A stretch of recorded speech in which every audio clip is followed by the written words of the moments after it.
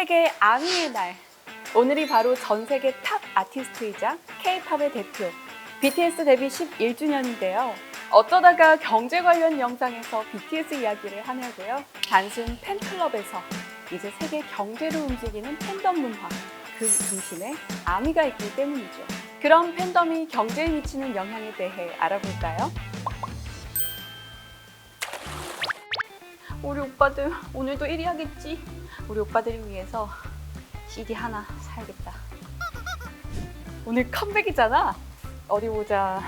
동생들을 위해서 이것도 사고 저것도 사고 콘서트? 당연히 가야지. 지방 행사? 이것도 가야지.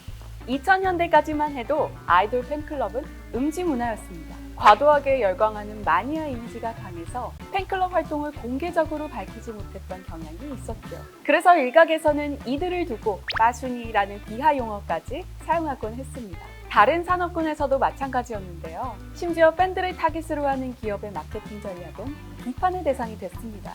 다 큰 어른들이 얄팍한 상술로 경제 능력도 없는 어린 학생들 코 묻은 돈을 탐하냐는 지적이 있었죠.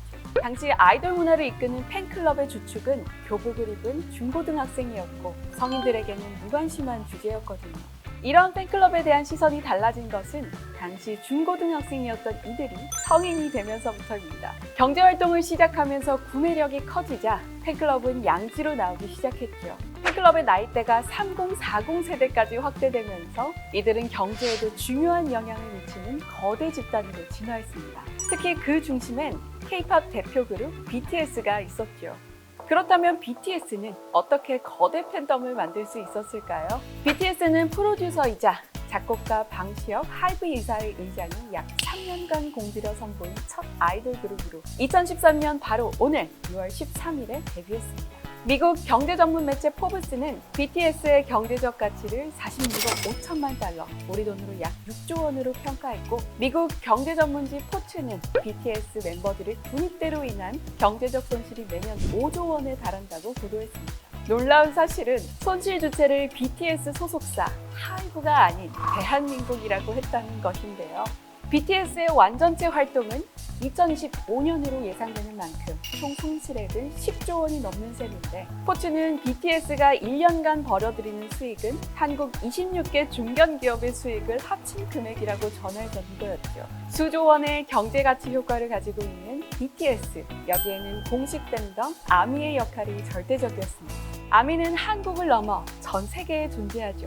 방시혁 의장이 전략적으로 거대 팬덤을 키운 결과라고 볼 수 있는데요. 미국 연예뉴스 전문지 벌처는 BTS가 미국에서 인기를 얻을 수 있었던 이유에 대해 아시아팝이 미국 시장에 진출한 긴 역사에서 이야기는 보통 짧게 끝난다며, 몇 번의 문화적 실수 이후 그들은 결국 아시아로 돌아간다. 다른 그룹과 BTS의 차이점은 바로 방시혁이라고 분석했습니다.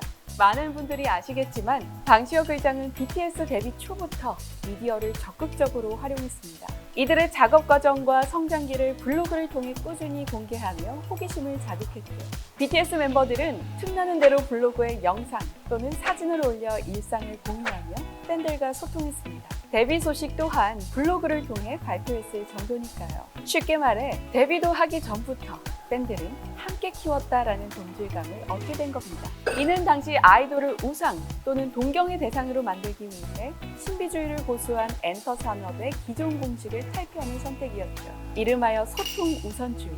아이들의 친근함을 강조했고, 이를 통해 팬들과 공감대를 형성하는 데 중점을 뒀습니다. 방시혁 의장은 미국 시산 주간지 타임과의 인터뷰에서 BTS가 팬들과 직접 소통을 통해 쌓은 충성심이 미국에서 성공과 관련이 있다며, K-팝 팬들은 그들의 아이돌들과 친하다는 것을 느끼고 싶어 한다고 말했죠.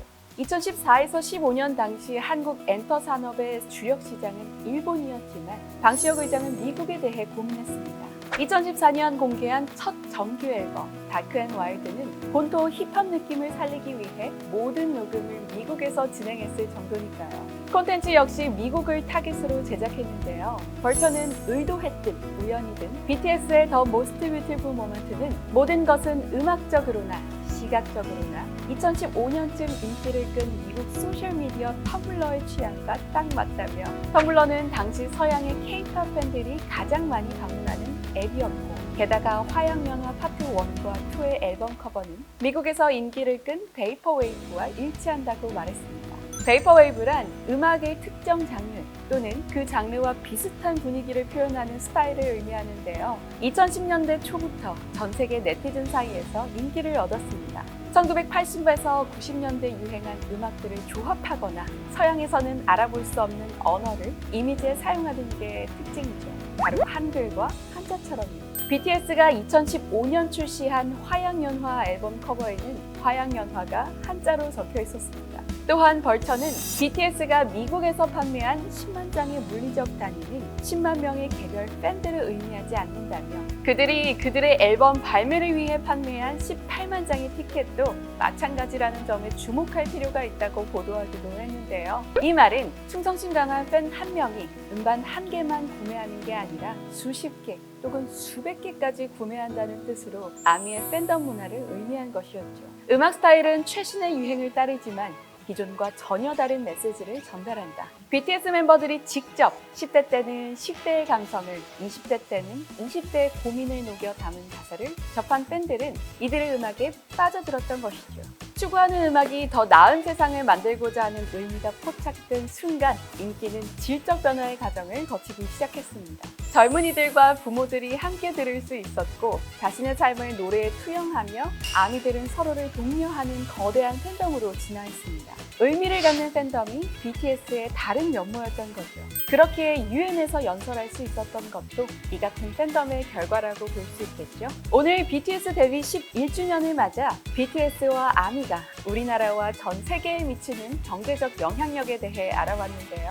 저도 BTS를 좋아하는 한 사람으로서 오늘을 축하하고 앞으로를 응원하겠습니다. 지금까지 어쩌다 경제 전아림이었습니다.